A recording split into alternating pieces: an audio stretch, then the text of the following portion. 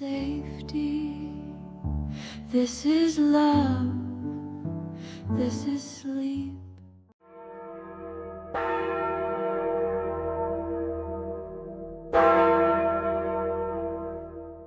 Imagine for a moment that you could step back in time, not to witness a grand battle or a royal coronation, but to something far more intimate and universal. Imagine standing in a medieval village as the sun begins its slow descent beyond the horizon. The world is about to transform, and you're about to experience something that has been almost entirely lost to our modern ears. The sounds of a medieval night. We live in a world of constant noise. Even in our quietest moments, there was the hum of electricity, the distant rumble of traffic, the soft whir of appliances. But in the medieval world, as darkness fell, a different symphony began. One that our ancestors knew as intimately as we know the sound of our own alarm clocks.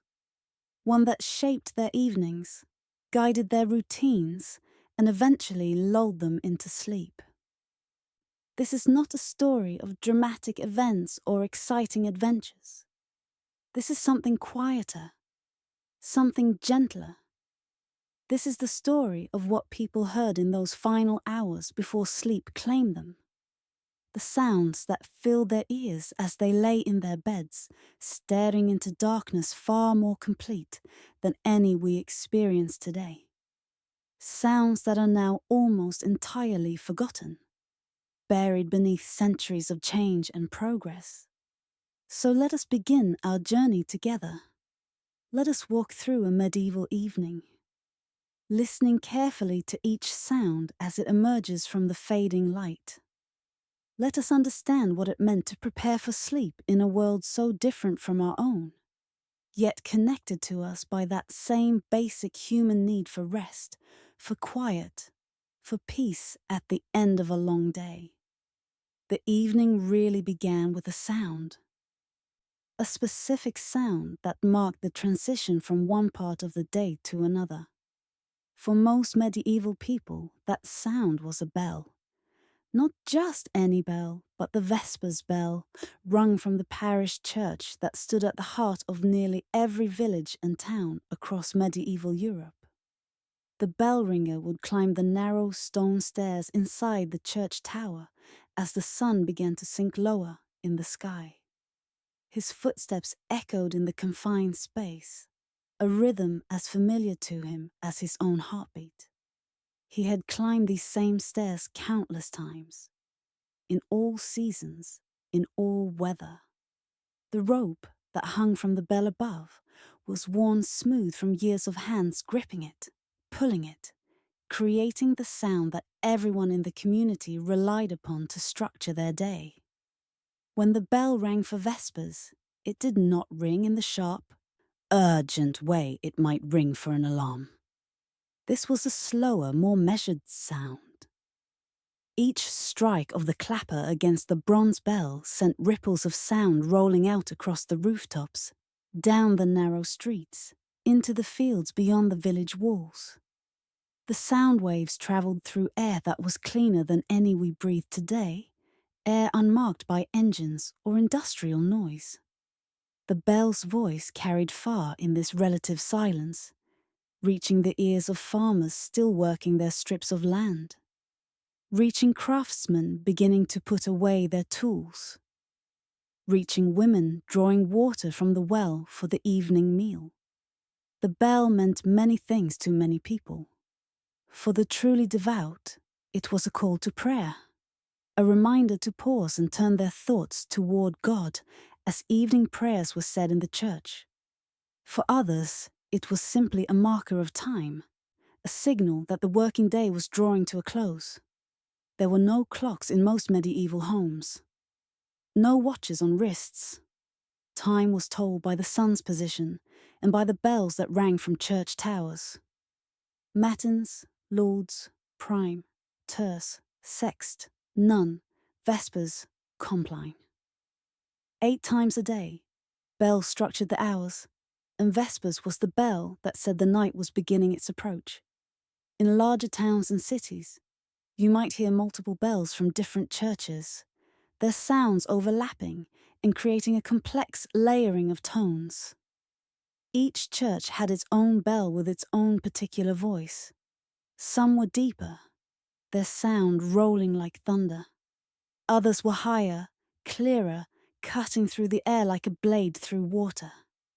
People could identify which church was ringing simply by the quality of the sound, and they knew what each bell meant without needing to see it. After the vespers bell fell silent, its echoes fading into the gathering dusk, the soundscape of the medieval evening would begin to reveal itself more fully. And the next sounds to emerge were often the most human ones. The sounds of people beginning their evening routines. As daylight faded, voices became more prominent in the acoustic landscape of medieval settlements. These were not the loud, boisterous voices of midday activity, but softer sounds, quieter exchanges.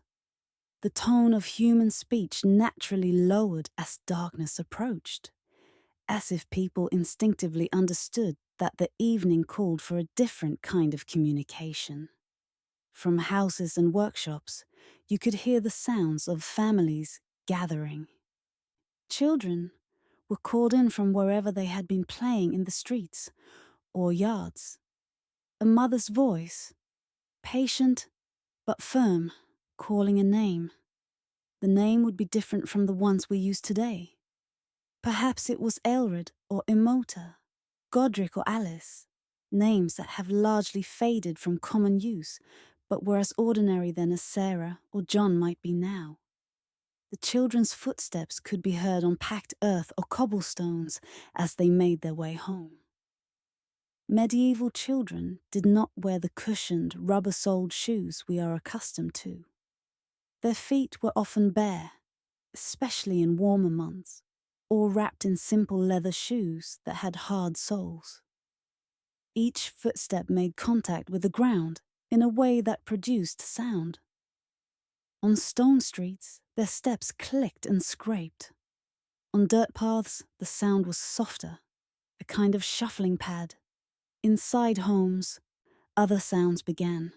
The scrape of benches being pulled closer to tables, the thud of bread being placed on wooden boards, the splash of ale or watered wine being poured from a jug into a cup. These sounds were not accompanied by the background noise we take for granted. There was no television murmuring in the corner, no radio playing music, no appliances humming their electrical songs. Each sound existed in its own space, clear and distinct. Conversations during the evening meal were different from those at midday. The work of the day was done, or nearly done, and people's voices carried the weariness of their labor. A father might speak about the field he had been plowing, his voice rough from a day of breathing dust and shouting commands to oxen. A mother might discuss the bread she had baked, or the ale she had brewed. Her words interspersed with instructions to children about manners or behavior. Older children might talk among themselves in quieter tones, their conversations punctuated by occasional laughter that was quickly shushed by parents mindful of the noise carrying to neighbors. In the streets outside, other voices could be heard as well. Night watchmen were beginning their duties in larger towns. These men walked prescribed routes through the streets, carrying lanterns and staffs, calling out periodically to announce their presence and to reassure citizens that someone was keeping guard against fire, theft, or other dangers of the night. Their calls varied by location and tradition, but they often included the hour and a reassurance about the state of things. In English towns, a watchman might call out something like 12 of the clock and all is well, in a voice that needed to be loud enough to be heard, but not so loud as to be disturbing to those trying to sleep. Sometimes you might hear singing in the streets as people walked home from alehouses or from visiting friends. Medieval people sang frequently, far more than we do in our modern world. Songs were one of the primary forms of entertainment, and everyone knew the popular ballads and tunes of their time. These evening songs were often slower, more melancholic than the work songs of the day. They spoke of love and loss, of seasons passing, of the Virgin Mary or the saints. The melodies were simple enough that even untrained voices could carry them. And the sound of a lone singer or a small group walking through darkened streets was a common feature of medieval nights. As evening deepened toward true night, these human sounds gradually diminished. Conversations grew shorter and quieter. Children were sent to their beds. The streets emptied of people, and the soundscape shifted again to reveal what lay beneath the layer of human activity. With people settling into their homes and conversations fading to murmurs, the sounds of animals became more noticeable in the medieval night. We must remember that medieval settlements, even towns and cities, were far more integrated with animals than our modern communities. Livestock was not kept at a distance on separate farms. It lived among the people, often in the same buildings. In peasant homes, animals often occupied the ground floor while the family slept in a loft above. The sounds of these animals were constant companions to human sleep. The gentle shifting and breathing of a cow in its stall below. The soft snorts and sighs of pigs settling into their pens. The occasional creak of a wooden stall as a horse or ox adjusted its position. These sounds were not disturbing to medieval people.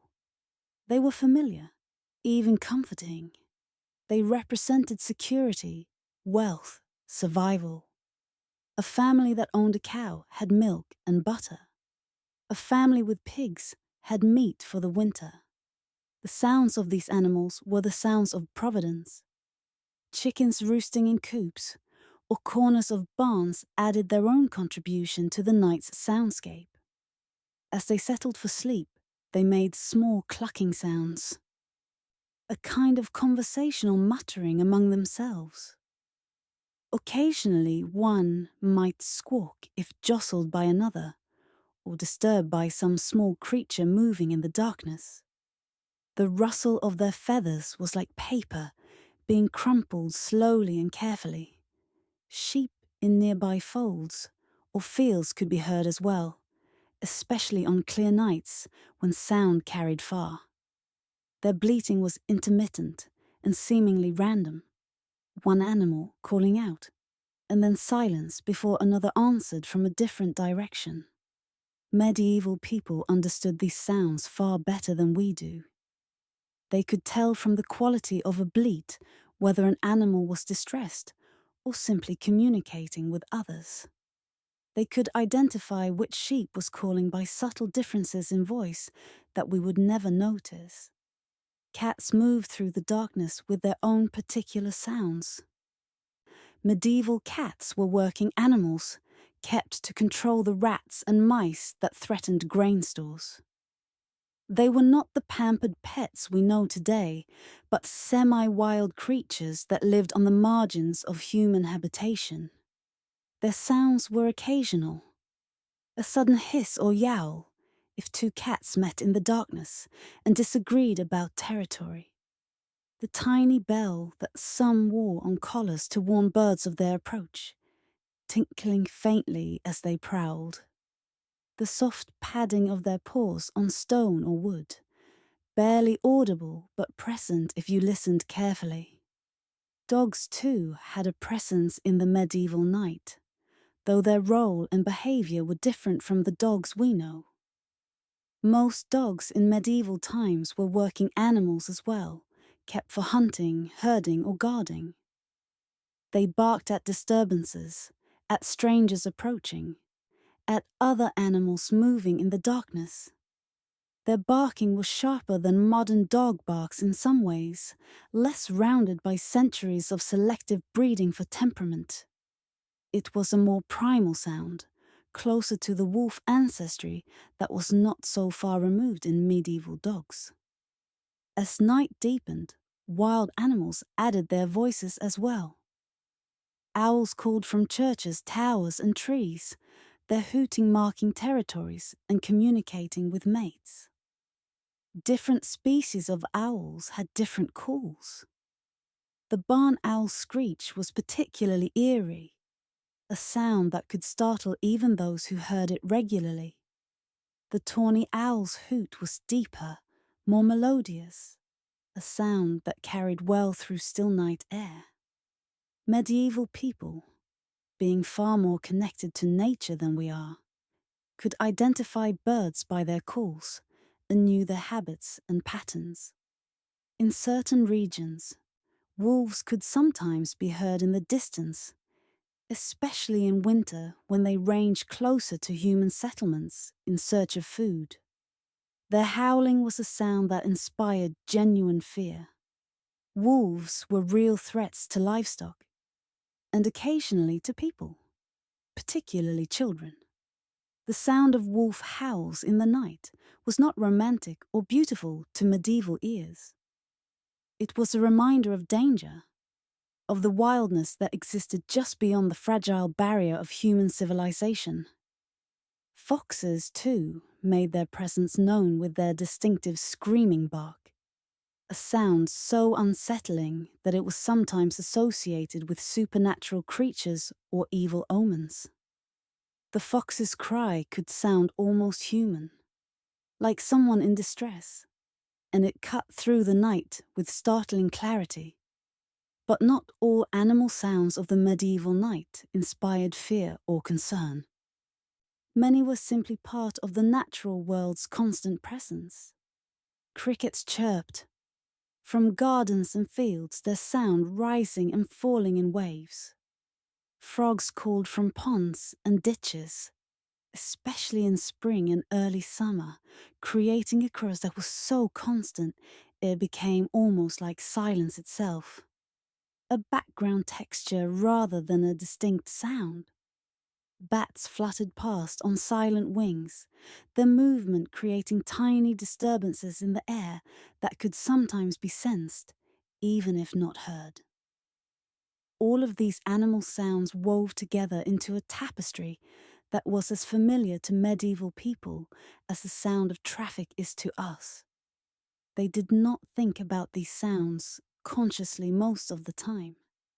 They were simply there, part of the natural rhythm of night. But when we think about what medieval people heard as they lay in their beds waiting for sleep, we must include this entire symphony of animal life that surrounded them. Beyond the sounds of animals, the medieval night was filled with subtler sounds. Sounds that we might not even think of as sounds at all, but which were very present to people whose ears were attuned to a much quieter world than ours. Wind was perhaps the most constant of these subtle sounds. In our modern world, wind is often masked by other noises, or we encounter it primarily as something that whistles around buildings or rattles windows. In the medieval world, wind spoke in 100 different voices depending on what it moved through and across. Wind through trees created sounds that varied by season. In spring and summer, when trees were full with leaves, wind produced a rushing, susurrating sound, like water flowing over rocks. Each gust would build gradually, sweeping through the canopy with a sound that rose and fell. In autumn, when leaves were drier and beginning to fall, the sound was crisper, more brittle. Wind would lift fallen leaves and send them skittering across streets and yards with a kind of scratching, whispering sound. In winter, when trees were bare, wind whistled and moaned through naked branches, creating an eerie sound that spoke of cold and desolation.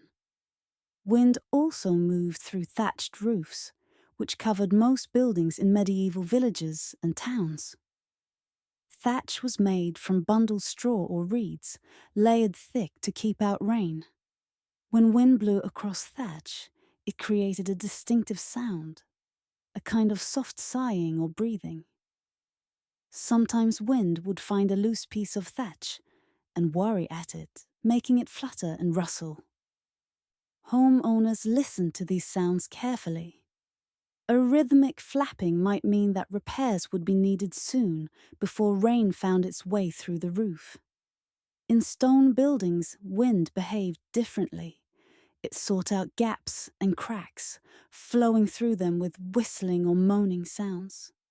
Churches, with their high towers and narrow windows, acted like enormous wind instruments.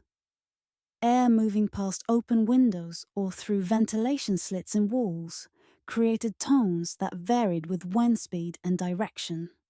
Some churches were known for the particular sounds their towers made in wind. People would comment on whether the wind was singing high or low that night, based on the tones coming from the church tower. Shutters on windows added their own contribution. These were not the decorative shutters we sometimes see on houses today, but functional barriers against weather and night air, which was believed to carry diseases and bad humours. Shutters needed to be firmly closed and latched at night. When wind was strong, it would push against closed shutters, making them rattle and creak.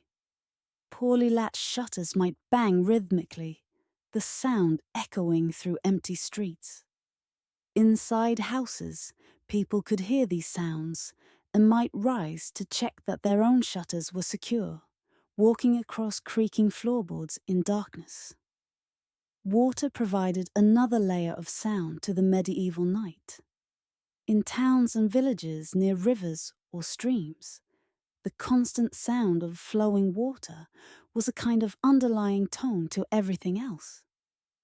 Medieval people were so accustomed to this sound that they probably did not consciously hear it most of the time. But it was there, a gentle white noise that was almost like silence itself. Rain, when it came, transformed the soundscape entirely. Rain on thatched roofs had a softer sound than rain on modern materials. The thick thatch absorbed water gradually, and the sound was more muffled, more intimate. You could hear individual drops at first. Then as rain intensified, a steady pattering that was surprisingly soothing. Rain on stone made a harder, sharper sound. Cobblestone streets became rivers during heavy rain, and you could hear water flowing and gurgling as it sought out low places and ran toward drains or ditches. Thunder, of course, was dramatic and startling. But in the medieval night, it had an intensity that we might not fully appreciate. With no other sounds to compete with it, thunder could shake the very air. It rolled across the landscape with nothing to stop it, echoing off hills and buildings. Lightning illuminated interiors through gaps in shutters and around doors, brief flashes that turned darkness into stark daylight for a fraction of a second, before plunging everything back into black. Buildings themselves made sounds throughout the night. Medieval construction was almost entirely wood or stone, and both materials speak as temperatures change. As evening temperatures dropped, wood contracted, creating small cracks and pops. Timbers in roof structures would shift minutely, producing sounds like someone walking in an empty room above. Stone walls cooled at different rates depending on their thickness and position, sometimes creating subtle groaning sounds. Fires were essential to medieval life, and many fires were kept burning through the night, though banked low to conserve fuel and reduce risk. A banked fire made particular sounds, the occasional pop of trapped moisture in wood escaping. the soft collapse of a log as it burned through and settled deeper into embers, the faint hiss of sap. Sometimes, in the deep night, someone would rise to add another log to the fire, and the sounds of this process would briefly interrupt the stillness. The scrape of the log being lifted, the soft thud as it was placed, the sudden flare of flame as it caught, briefly illuminating the room with dancing light. All of these sounds together created something that we have completely lost in our modern world. Not silence exactly, but a kind of fullness that was entirely natural, entirely familiar, and entirely different from what we know. Medieval people falling asleep were held in an acoustic environment that was complex and layered, but fundamentally peaceful. There were no sudden loud sounds of cars backfiring or motorcycles accelerating. There were no sirens, no amplified music from distant clubs or parties, no aircraft overhead. The sounds that filled medieval nights were the sounds of the living world itself, breathing and moving and settling into its own rhythms. Among all the sounds of the medieval night, some were specifically created with the intention of bringing comfort and encouraging sleep. These were perhaps the most intimate sounds, the ones that happened inside homes, in private spaces between family members.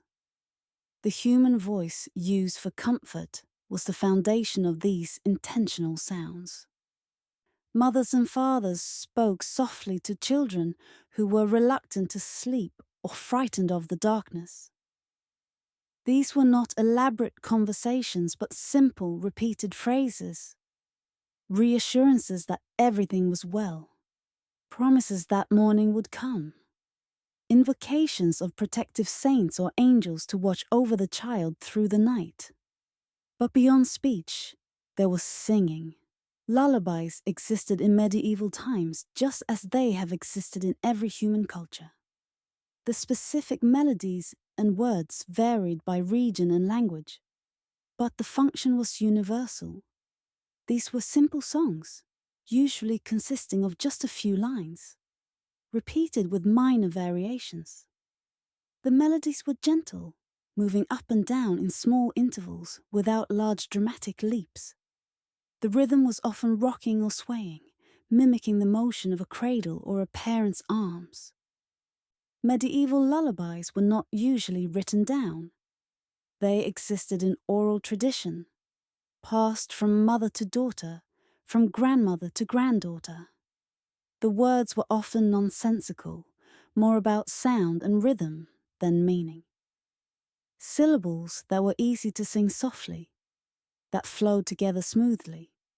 In English-speaking regions, you might hear sounds like luli, lulle, repeated again and again.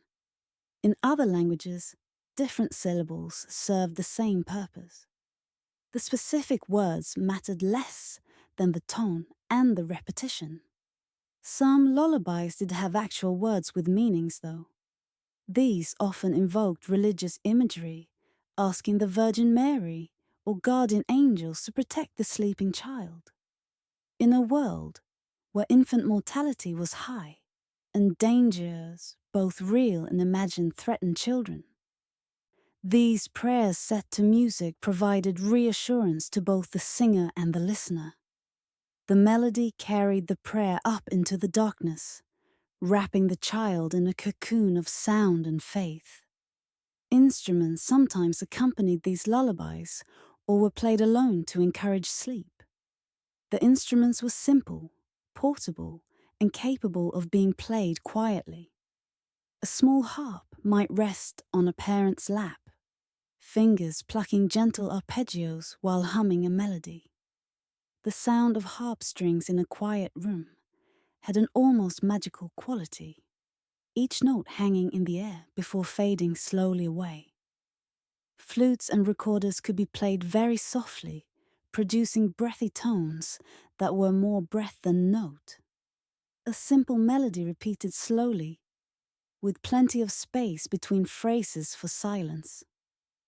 Medieval recorders were not the bright plastic instruments we see in schools today. They were carved from wood, and their tone was warmer, earthier, more intimate. Small bells could be incorporated as well. Not the large church bells we discussed earlier, but tiny bells no bigger than a thumbnail. These might be sewn onto a fabric ball that could be gently shaken, producing a soft tinkling. Or they might hang on a cord near a child's bed, moved by air currents to create occasional chiming sounds. The sound of small bells was associated with angels and divine presence in medieval Christian culture, so their sound was considered protective as well as soothing. In wealthier households, more elaborate musical instruments might be present. A psaltery, which was a kind of zither with strings stretched across a wooden soundbox, could be plucked to create gentle, cascading sounds. The viol, a bowed string instrument that was an ancestor of the violin, could be played with long, slow bow strokes that sustained notes like singing. These instruments required skill to play, but those who had learned their use could create soundscapes specifically designed to ease the transition into sleep. But most medieval people did not have access to elaborate instruments. Their sleep music was simpler. It was the human voice, unaccompanied or perhaps supported by the simplest of instruments. It was the voice of someone who loved them, singing words that had been sung for generations, melodies that had no known beginning, because they stretched back beyond memory. The effectiveness of these sounds for promoting sleep had nothing to do with any special knowledge of acoustics or psychology. It came from association and repetition. A child who heard the same lullaby every night learned to associate that sound with safety, with the end of the day, with the approach of sleep. The familiar melody became a signal to the body and mind that it was time to let go of wakefulness. Adults, too, had their own forms of bedtime music, though these were less common and less formalized than children's lullabies. A husband might hum quietly to his wife as they lay together.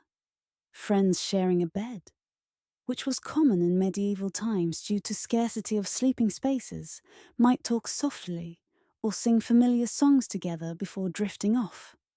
Monasteries and convents had their own traditions, with the singing of Compline, the final prayer service of the day, serving as a kind of communal lullaby that prepared religious communities for sleep. As night deepened and most people had settled into their beds, the soundscape of the medieval world reached its quietest point. This was the time when sounds became most individual, most distinct, because there were so few of them. From inside a medieval home, lying in bed, you would hear the sounds of your own family sleeping around you. Medieval beds were not the private sanctuaries we know today. Space was precious, and beds were expensive. Multiple people shared beds as a matter of course. Parents slept with the young children. Older children slept together. Servants might sleep in the same room as those they served. This meant that the sounds of other people breathing, shifting, occasionally murmuring in their sleep, were constant companions through the night. The breathing of others nearby had its own rhythm and quality. Breathing in sleep is different from waking breath. It is slower, deeper, more regular. When multiple people breathed in a shared space, their rhythms would sometimes synchronize unconsciously, creating a kind of collective breathing pattern. At other times, the rhythms would be independent, creating a layered texture of inhalations and exhalations. Snoring was common, though perhaps not quite as common as it is in our time, as medieval people were generally leaner than modern populations. But still, snoring happened, and it had to be tolerated. There was no separate bedroom to retreat to if a partner or family member snored. You either learned to sleep through it, or you remained awake, listening to the rhythmic rasping or whistling that marked another person's deep sleep. People shifted position during sleep, and medieval beds made this action audible in ways modern beds do not.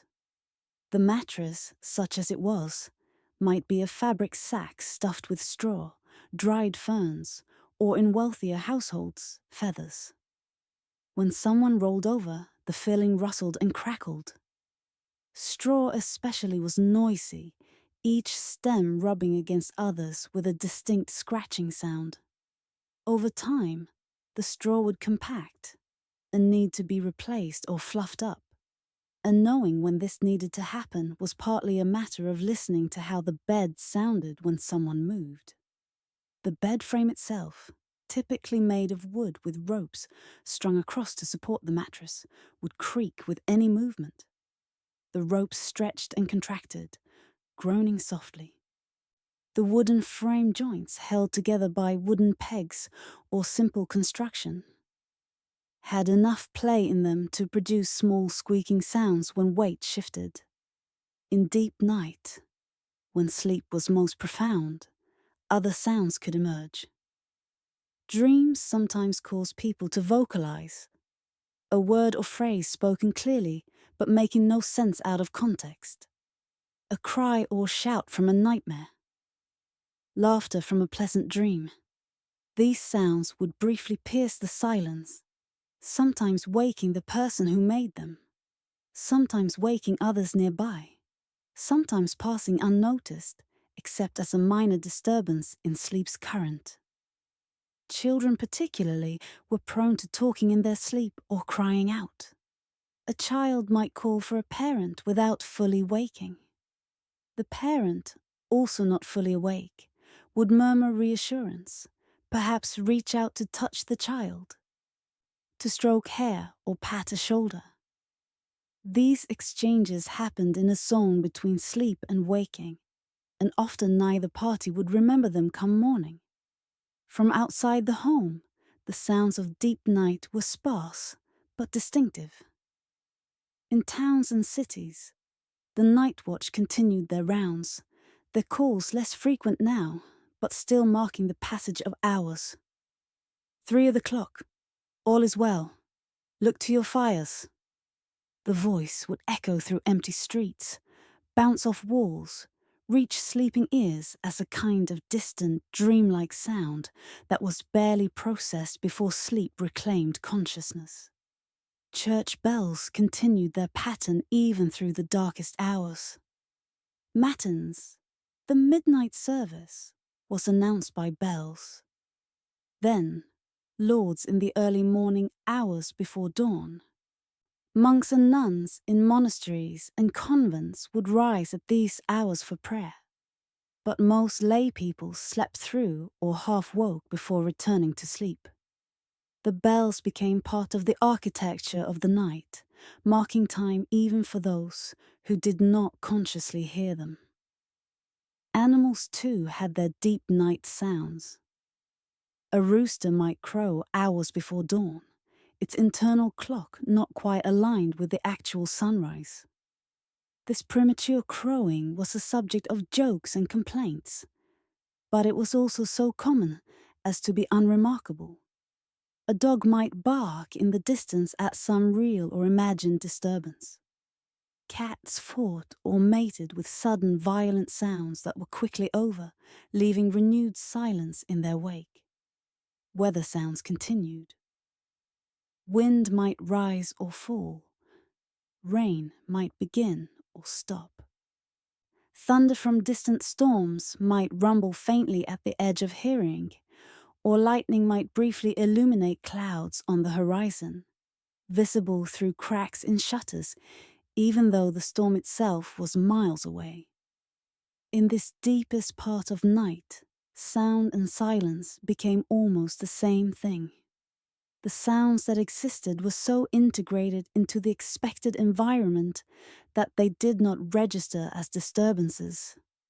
They were what night was supposed to sound like. They were the acoustic confirmation that the world was as it should be, that order prevailed even in darkness. As night aged toward morning, the soundscape began to shift again, gradually, almost imperceptibly at first. The change started long before light appeared in the sky. It started with birds. Birds have internal clocks that are remarkably precise, and different species begin their morning songs at different times based on light levels. The first bird to sing in a medieval dawn was often the robin, beginning its song while stars still shone clearly in the sky. The robin's song is a series of short phrases, each phrase distinct, with pauses between. In the profound quiet of pre-dawn, each phrase stood out clearly, a defiant announcement of life and territory in the face of darkness. Other birds joined gradually, blackbirds with their fluting, melodious songs, thrushes with their repeated phrases, sparrows with their cheerful chirping. Each species added its voice to what would eventually become a chorus. But in those early moments, you could hear them as individuals, each bird distinct and separate. Medieval people did not have clocks by their bedsides, but they had birds.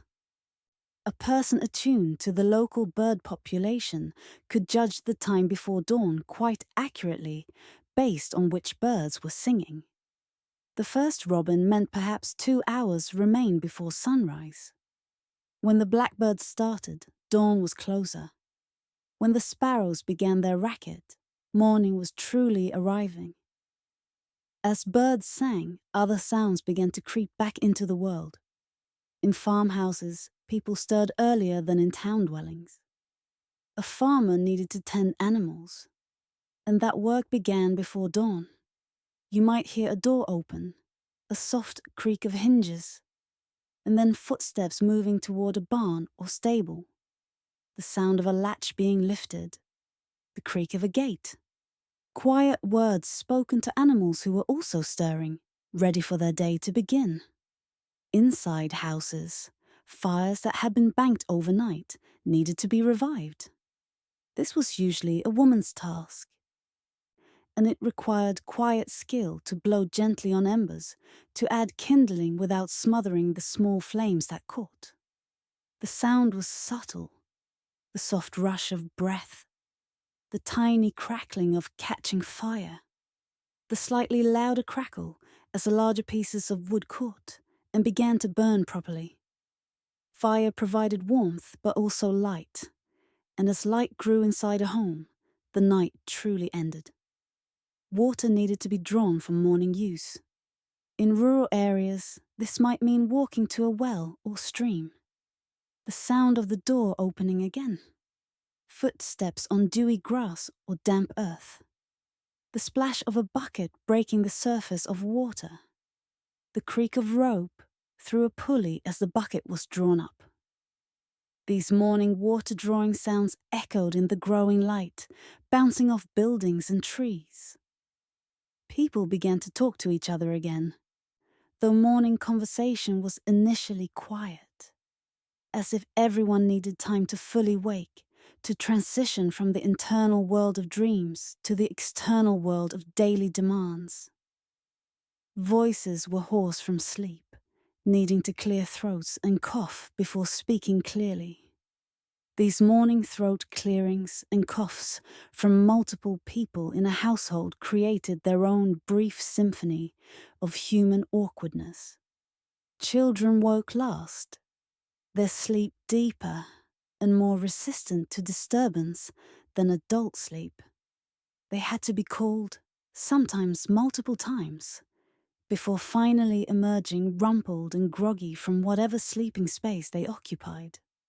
Their morning voices were softer than their daytime voices, still carrying the weight of sleep, even as they moved and dressed and prepared for the day.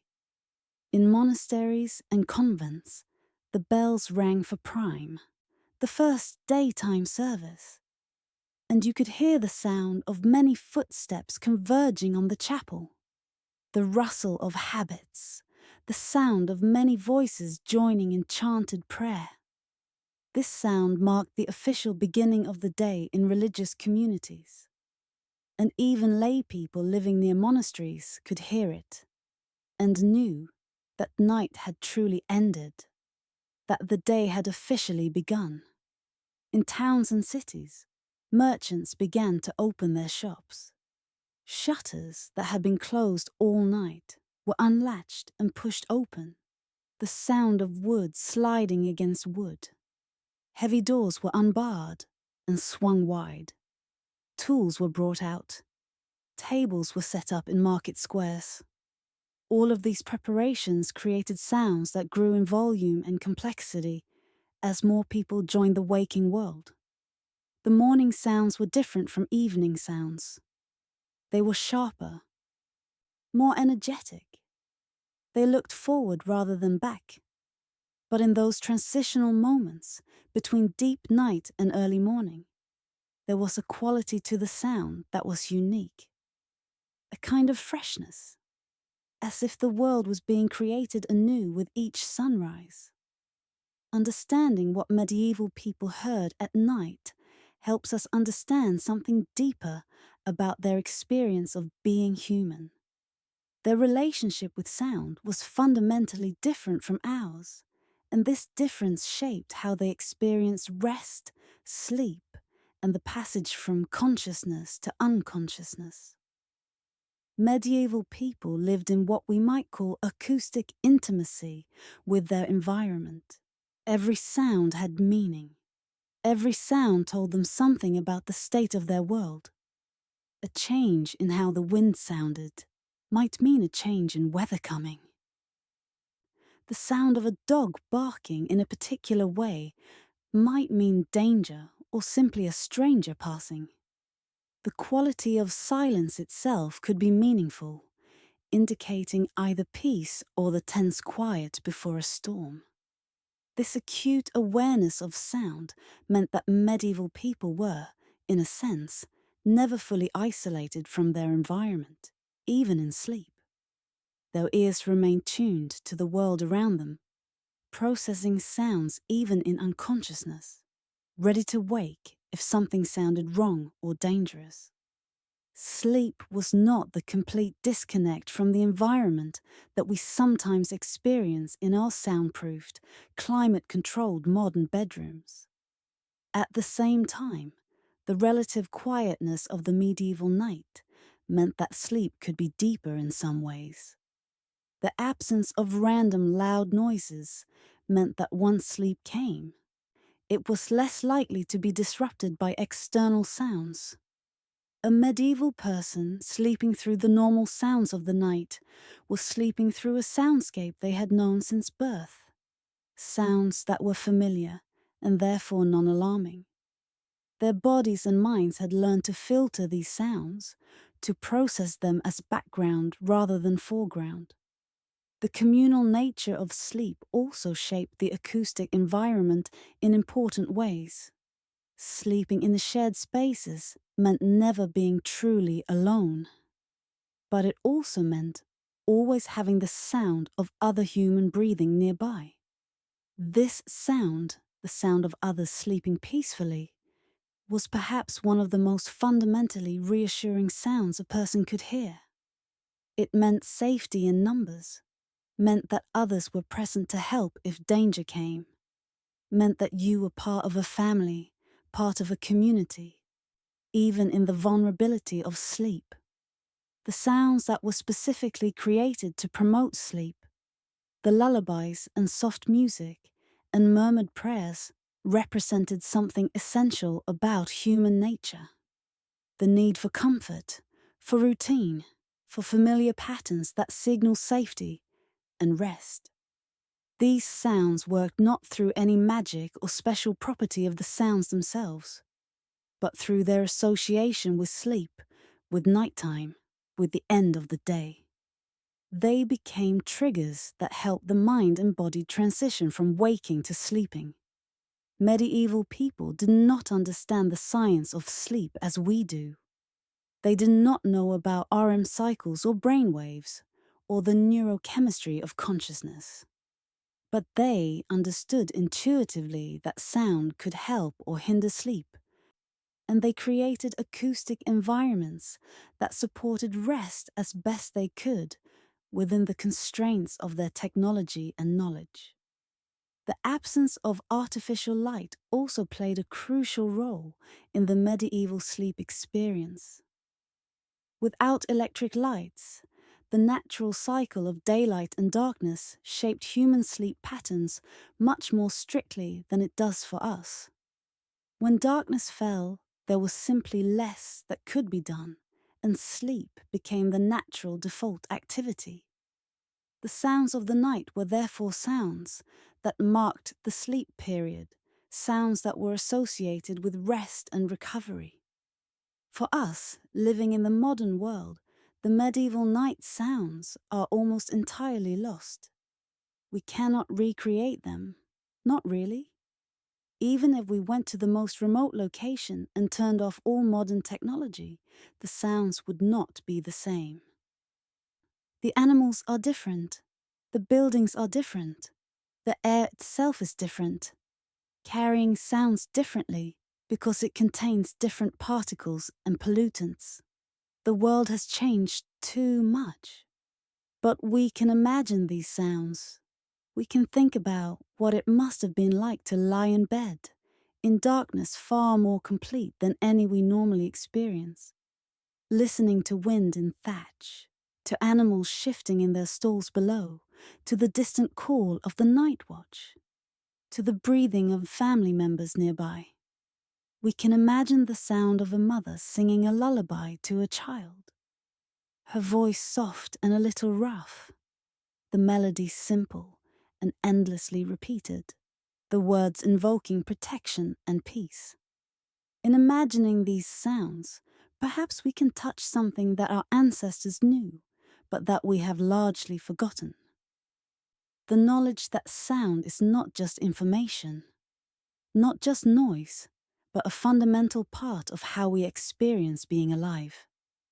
That the sounds we hear as we fall asleep become woven into our dreams, into our rest, into our ability to let go of waking concerns and surrender to sleep. There were, of course, sounds that disrupted the medieval night, sounds that were unwelcome and disturbing. Not every night was peaceful, not every sound was comforting. Understanding these disruptions helps complete our picture of the medieval acoustic environment after dark. Fire was perhaps the greatest fear of medieval settlements, and the sound of fire was the sound of terror. Fire could spread rapidly through closely packed buildings with thatched roofs and wooden structures. The sound of a major fire was distinct and unmistakable. The roar of flames consuming material, the crack and crash of timber falling, the shouts of people trying to fight the fire or flee from it. Church bells rang urgently, not in measured tones but in rapid, panicked clanging.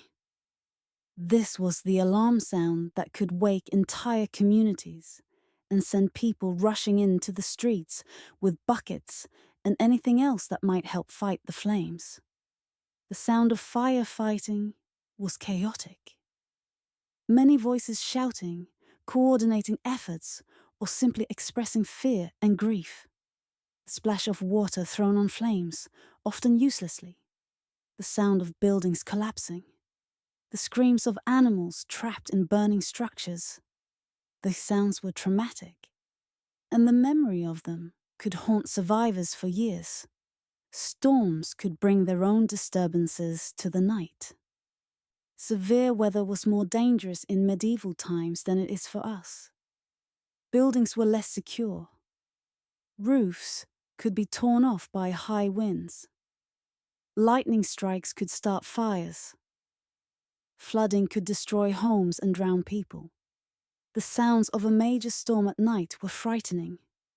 Wind howling with such force that it became a physical thing, shaking buildings, tearing at roofs. Rain falling so hard it sounded like stones striking surfaces. Thunder so loud and close that it seemed to shake the earth itself. People huddled together during these storms, praying, trying to comfort children who cried in fear. Violence, too, had its sounds, though these varied greatly depending on location and time period. In areas experiencing warfare or raids, the sound of armed men approaching in the night was terrifying. The clank of metal armor and weapons. The sound of horses' hooves, shouting in languages that might not be understood. The sounds of doors being broken down, of conflict, of people crying out in pain or fear. These sounds were thankfully not common in most places most of the time. But when they came, they were devastating. Even in peacetime, crime could disturb the night. The sound of thieves breaking into a building, the crack of wood splintering, the shout of someone discovering an intruder. In towns, people might respond to such sounds, calling out, emerging to help or to witness. The sound of pursuit through dark streets, running footsteps echoing, panting breath, perhaps the sound of a criminal being caught and beaten by an angry crowd. Illness and death also had their nighttime sounds. Someone sick with a fever might moan or cry out in delirium. Someone dying might make sounds of labored breathing, the distinctive pattern called the death rattle that anyone who has attended a deathbed knows. Other family members might weep or pray aloud. A priest might be called in the night to give last rites, his arrival announced by his voice, calling out as he approached through dark streets. Childbirth often happened at night, and the sounds of a woman in labor were heard by everyone in the household and often by neighbors as well. The cries of pain, the encouragement of midwives and other women assisting, the eventual cry of a newborn if all went well, or the terrible silence if it did not. These sounds mark the entry of new life into the world or the tragedy of life lost. Madness, too, had its sounds. People suffering from mental disturbances might wander in the night, shouting or talking to unseen presences. In an age without understanding of mental illness, these behaviors were often attributed to demonic possession or divine punishment, and the sounds of someone in such a state were frightening to neighbors. Sometimes such people were restrained, but sometimes they roamed free, their voices calling out incomprehensible things into the darkness. Animals in distress added their own disturbing sounds. A cow having difficulty giving birth might make sounds of distress that would bring the farmer out to help. A dog in pain might yelp or howl.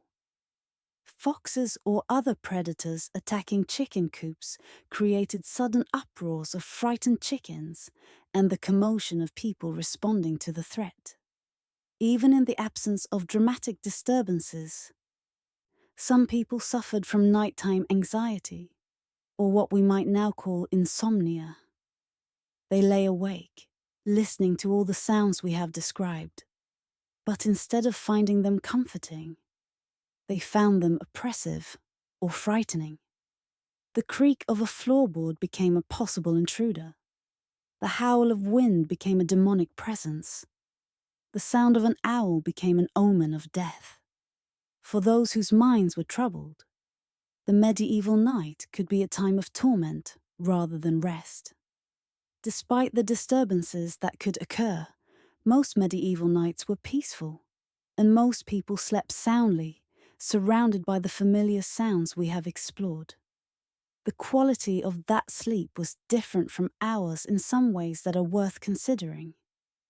Medieval sleep was not typically continuous through the night in the way that we consider ideal.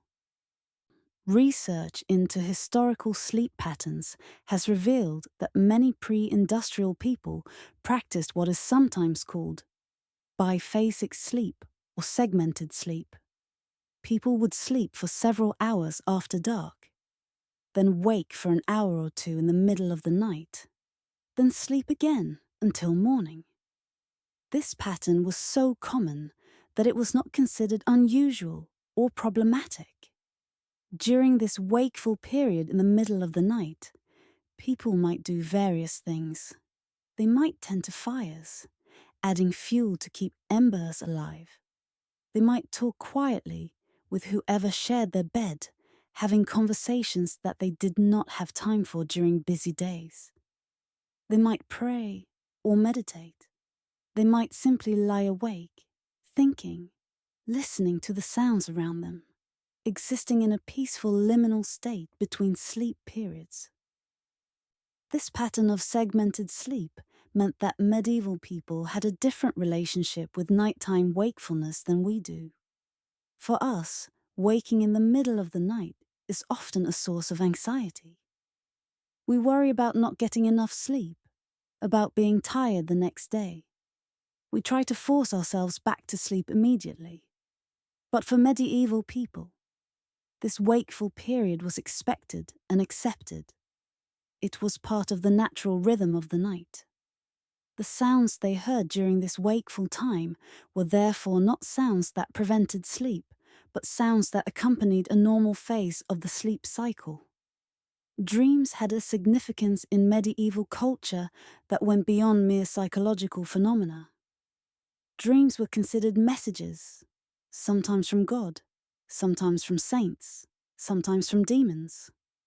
The sounds that entered dreams were therefore important. A person might report having heard voices in their dreams, or music or warnings, and these dream sounds were taken seriously. They might be interpreted by priests or by those in the community considered wise. They might influence decisions or actions. The transition from waking to sleep was not as abrupt as we sometimes experience it.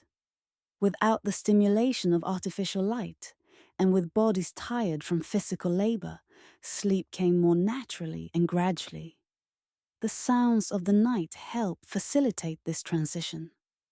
The familiar sounds acted like a kind of acoustic blanket, wrapping the sleeper in known patterns. The repetitive quality of many night sounds, whether animal calls or wind or distant water, had a hypnotic effect, pulling consciousness gently downward into sleep. For children, learning to sleep through the night was a process of becoming accustomed to the soundscape we have described. Infants and young children were more sensitive to sounds and more easily startled or disturbed. But as they grew, they learned which sounds were normal and which were cause for alarm. They learned to sleep through the barking of dogs, the hooting of owls, the snoring of siblings. This learning was a kind of acoustic maturation, a process of becoming integrated into the community's shared sound environment. Elderly people often experience changes in their sleep patterns, sleeping less deeply and waking more frequently. For them, the sounds of the night might become more pronounced again, as they had been in childhood. But unlike children, elderly people had the knowledge and experience to interpret these sounds correctly, to remain calm rather than frightened. An elderly person lying awake at night might listen to familiar sounds with something like affection, recognizing them as old companions that had been present throughout their entire lives. The seasonal changes in medieval night sounds were significant, creating distinctly different acoustic environments depending on the time of year. Understanding these variations helps us appreciate the full scope of the medieval experience of nighttime. Winter nights were the longest, and in many ways the quietest. Many birds had migrated, leaving only resident species whose calls were less frequent in cold weather. Insects were completely absent, their summer chorus silenced by frost. People stayed indoors more, meaning fewer human sounds in the streets and public spaces. Livestock were often brought into shelters closer to human habitations, their sounds more muted by walls and distance. What winter nights lacked in variety of sounds, they made up for in the quality of certain specific sounds. Cold air carries sound differently than warm air, often making distant sounds seem clearer and closer. A dog barking in the next village might sound as if it were just down the street. Church bells had a particular clarity in winter air, their tones sharp and precise. Wind in winter had its own character, often stronger and more persistent than in other seasons. Wind through leafless trees made the distinctive whistling moan we described earlier. Wind across frozen snow or ice made a subtle hissing sound. During snowstorms, the sound of wind combined with the peculiar deadening effect of falling snow, which absorbed sound and made the world seem wrapped in silence even while the storm raged. Inside winter homes, sounds were more intimate and contained. With shutters firmly closed against cold, less outside sound penetrated, and interior sounds seemed louder in contrast. The fire became the dominant sound source, its crackling and popping more noticeable. People huddled closer together for warmth, meaning that the sounds of breathing and movement were more present. Winter nights were long, and people went to bed earlier and stayed there longer, meaning more hours of darkness filled only with the sounds of sleep and the occasional stirring to tend fires. Spring brought dramatic changes to the nighttime soundscape. As the season progressed, more and more bird species returned from their winter migration or became active again after winter dormancy. The dawn chorus grew earlier and more complex week by week. Frogs and toads emerged and began their breeding calls, creating choruses near any body of water. These amphibian sounds could be almost deafening on some spring nights. A constant roar of hundreds or thousands of individual calls merging into a wall of sound. Insects too began to reappear as spring advanced. First perhaps a few isolated crickets on unusually warm nights, then more and more as temperatures rose consistently.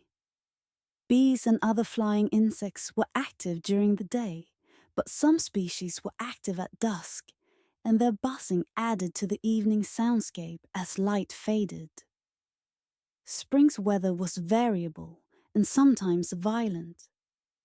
Late winter storms could bring wind, rain, and even snow.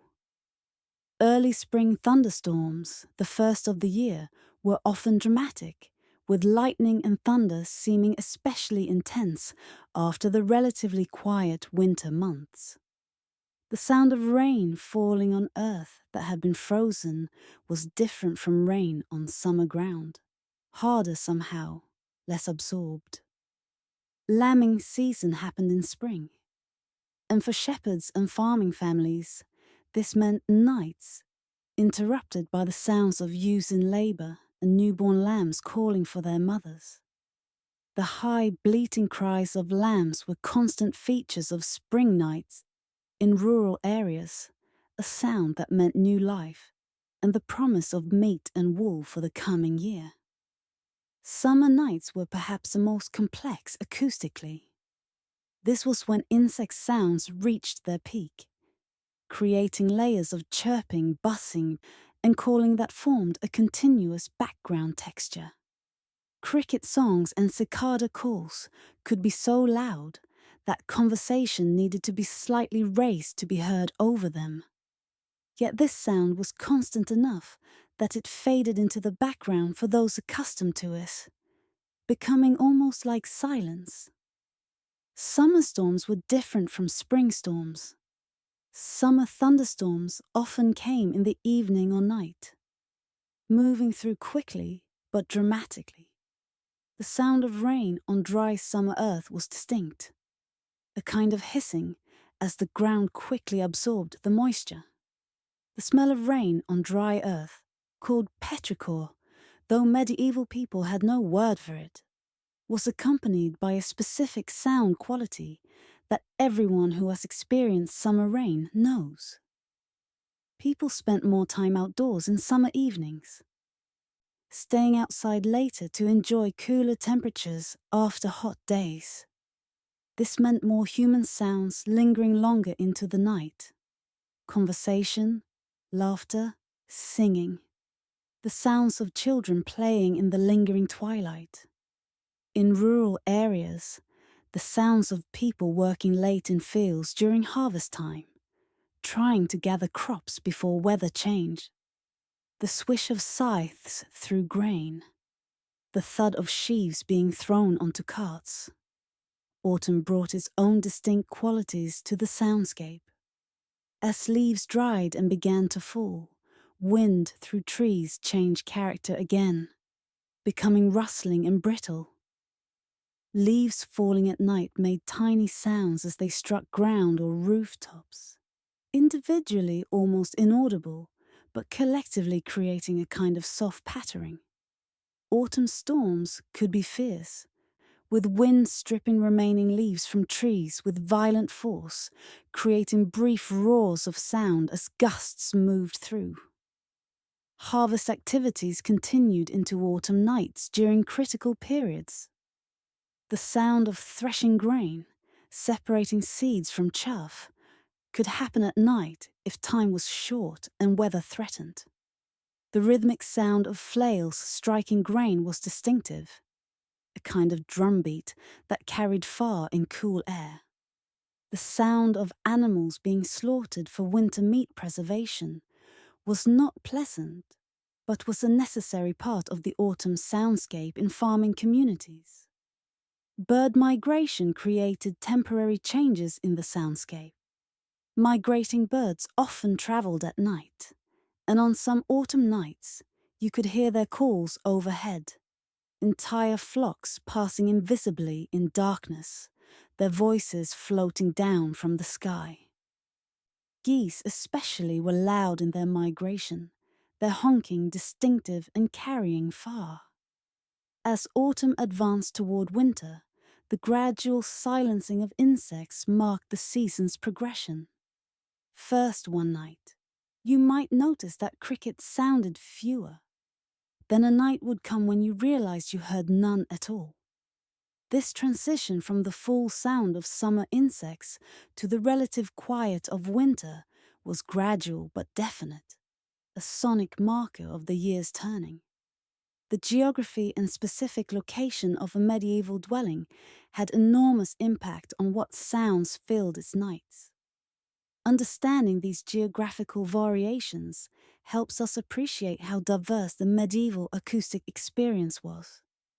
In a remote rural farmstead, separated from neighbors by distance and surrounded by fields and forests, the sounds were primarily natural. Animals both domestic and wild, wind through crops and trees, weather. The human sounds were limited to the family itself, and perhaps a few servants or workers. The sense of isolation was profound at night, with darkness creating a boundary beyond which the world seemed to disappear entirely. Any unexpected sound, any deviation from the normal pattern would be immediately noticeable and potentially alarming because it meant something or someone had entered the family's isolated bubble. In a village, the sounds were still primarily natural, but with more human presence. You could hear neighbors if they were loud, could hear other families through walls that were often thinner than we might imagine. The communal nature of village life meant that privacy was limited and sounds carried between households. A baby crying in one house might be heard in several others. An argument between husband and wife might be audible to those passing in the street. This lack of acoustic privacy was simply accepted as normal. Villages also had communal spaces that contributed to nighttime sounds.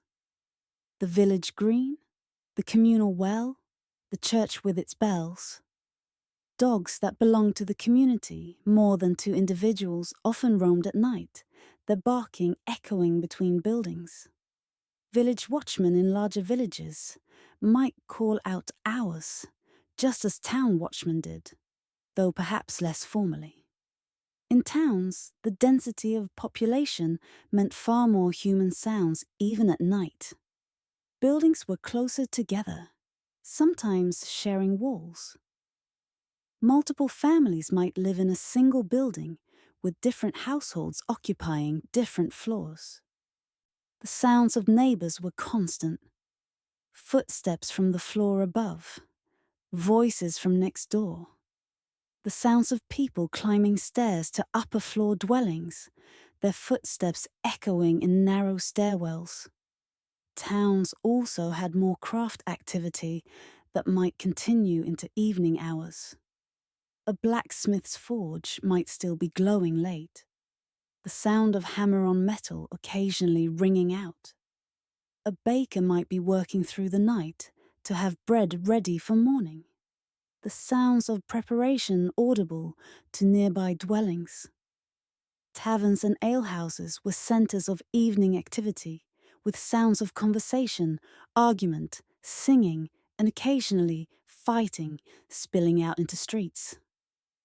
Trade and commerce in towns meant that carts and wagons might move through streets at unusual hours. The sound of a cart rumbling over cobblestones, wheels grinding, axles creaking, drivers calling to horses or oxen. These sounds could be loud enough to wake light sleepers or to disturb those not yet asleep. Town walls, where they existed, created particular acoustic effects. Sound reflected off walls, creating echoes, and sometimes amplifying sounds in unexpected ways. The gates in walls were closed at night and guarded, and the sounds of gates closing at sunset and opening at sunrise were significant events in the daily rhythm. The grinding of heavy gates in their mountings, the thud of bars being dropped into place, the voices of guards challenging anyone who approached after closing. In cities, the acoustic environment was even more complex and varied. Different quarters of a city had different sound signatures. Merchant quarters were relatively quiet at night once shops were closed. Craft quarters might have more activity extending into evening. Areas near ports or major roads had sounds of transport and commerce at all hours. Religious quarters near cathedrals or major churches had the elaborate schedule of bells and services, creating a constant temporal structure. Cities also had more organized systems for dealing with nighttime hazards. Night watch was more developed, with multiple watchmen patrolling different areas, their calls overlapping and creating a kind of acoustic net across the city. Fire watch was more formal, with people specifically designated to watch for signs of fire and to raise alarm quickly if any was seen. Their shouts of alarm could wake entire neighborhoods in moments. Waterfront areas in port cities had their own distinct sounds at night. The slap of waves against docks and hulls. The creaking of moored boats straining against ropes. The call of gulls and other seabirds that lived near human settlements.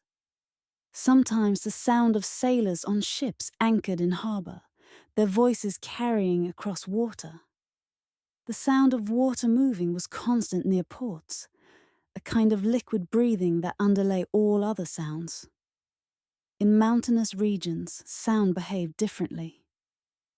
Valleys could create echoes, making sounds seem to come from multiple directions. Wind moving through mountain passes made distinctive sounds, sometimes rising to howls or moans that could be eerie and disturbing. The sound of rockfalls or avalanches, though rare, were dramatic and terrifying, a rumbling that could be felt as much as heard. Coastal areas had the ocean's presence dominating the soundscape. The rhythm of waves was constant but varied. Calm nights had gentle lapping sounds. Stormy nights had the roar of surf crashing against shore. The sound of wind over water was different from wind over land, cleaner somehow, less broken by obstacles. Fog, common in coastal areas, dampened sound in peculiar ways, making some sounds seem muffled, while others carried farther than expected. In marshy or fenland areas, the sounds were dominated by water and the life it supported. Frogs and toads in abundance. Waterfowl settling for the night. Reeds and marsh grasses rustling in wind. The ground itself could produce sounds, the squelch and suck of saturated earth, the pop of marsh gas bubbling up. These were environments with their own distinct acoustic signatures, unlike anywhere else. We have journeyed through a medieval night, from the vespers bell at dusk to the robin's song before dawn. We have listened to all the sounds that filled the darkness in those long ago times. Animal sounds and human sounds, wind and water, bells and voices, music and silence. All the elements that wove together to create the acoustic environment in which our ancestors rested and slept. These sounds are largely lost to us now. We cannot truly hear them as they were heard then, cannot experience them as part of our lived reality. The world has changed too profoundly. The soundscape of modernity has buried the medieval soundscape beneath layers of mechanical and electronic noise. But in understanding what medieval people heard at night, we touch something essential about what it means to be human. The need for rest, the vulnerability of sleep, the comfort found in familiar sounds, the fear of unexpected sounds, the way sound connects us to our environment and to each other. The lullabies that medieval parents sang to their children came from this acoustic world we have explored. They were created to provide comfort within an environment that could be uncertain and sometimes frightening. They used simple melodies and repeated patterns because these were what worked, what eased the transition from waking to sleep, what reassured both singer and listener that despite darkness, despite dangers real and imagined, rest was possible and morning would come. Perhaps as you lie in your bed tonight, in your modern room with its modern sounds or its modern silence, you might imagine for a moment what it would have been like to sleep as medieval people slept. To lie in the darkness knowing that the sounds you heard were the sounds of the living world around you, breathing and moving and existing according to patterns established long before you were born and continuing long after you would die. To find comfort in that continuity, in that connection to something larger than yourself. The medieval night was not silent, but it was peaceful in a way our nights rarely are. It was full of sound, but sound that had meaning and pattern and familiarity. It was a darkness that could be frightening, but also a darkness that brought rest, renewal, the daily death of sleep from which each morning brought resurrection. And somewhere in that darkness, a mother sang to her child, a simple melody, ancient words, the sound of a voice reaching across centuries to remind us that some things never change. That the need for comfort, for rest, for the gentle sound of someone who loves us singing us towards sleep is as old as humanity itself and as present in us now as it was in them then. May these thoughts of ancient nights bring you peace in your modern one. May the sounds that fill your darkness, whatever they are, become familiar and comforting to you. May you find rest as our ancestors found rest, surrendering to sleep's gentle embrace, trusting that morning will return as it always has, as it always will. Good night.